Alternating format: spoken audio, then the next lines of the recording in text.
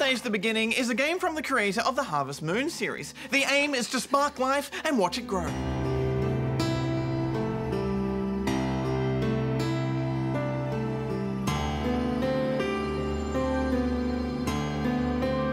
The story begins with you reading a book, only to discover what appears to be a treasure map. Then, a weird light beckons you, and you lose consciousness. When you awaken, you're greeted by a strange creature called Navi, and you are presented with a cube of land.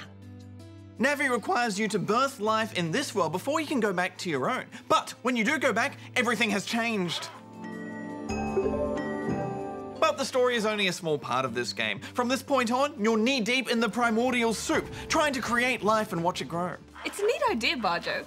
I love gardening, so having a little terrarium-like ecosystem that I can mold and shape as I see fit is really cool. Yeah, I like the idea too, but I have to say I struggled with this game in general right from the start. And then after I played for a while, in fact, I'm still struggling.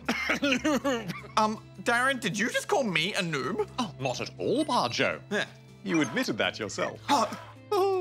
Let me explain how the game works. Birthdays is based around 3 core ideas for life: temperature, life form prosperity and extinction, and location, location, location. You have the power to lower and raise terrain, which affects the temperature and the conditions for life to exist. Certain creatures will birth when the setting is just right.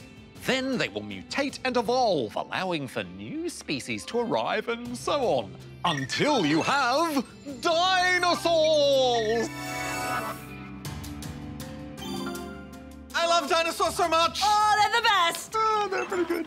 You have 2 main modes you'll be working in. A zoomed-in mode, which lets you raise and lower land, use items to change conditions, and capture new life.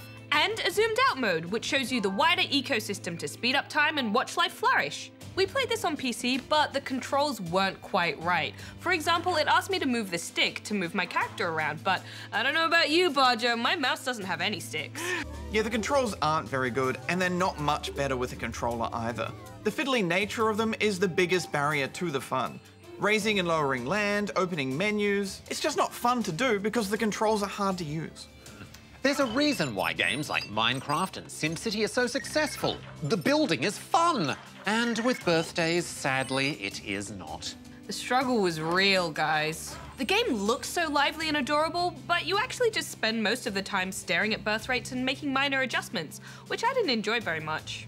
It just wasn't quite what I was expecting from the look of the game in trailers and screenshots. Yeah, I mean, there were times where I did have my ecosystem thriving and flourishing, and that was somewhat satisfying. There were plants and trees. Oh, I was so excited when my first trees appeared. Rivers were flowing, sea creatures were swimming about and trying to make their way onto land for the first time. But then, every time I reached this point, something would go wrong and all my species would start dying off and becoming extinct. Yes, I heard that extinction warning noise a lot, you guys. Me too. I just let things die off and figured that life would find a way. But it did not, and instead I ended up with a pretty barren world. Affirmative. Life is a fragile thing. It doesn't take much to upset the balance. I really wanted to get into this game, guys, but everything needed to be simpler. Yeah, it's a really fantastic idea, but it just was not executed well. Final thoughts? Well, it's rare that a game stumps me like this, but I just don't get it, so I'm giving it 1 out of 5 rubber chickens. I really loved Harvest Moon, and I like the idea here, but maybe it needs a sequel to get it right, so I'm giving it 1.5 out of 5 rubber chickens. Back to the drawing board. Back to the primordial ooze! From whence it came.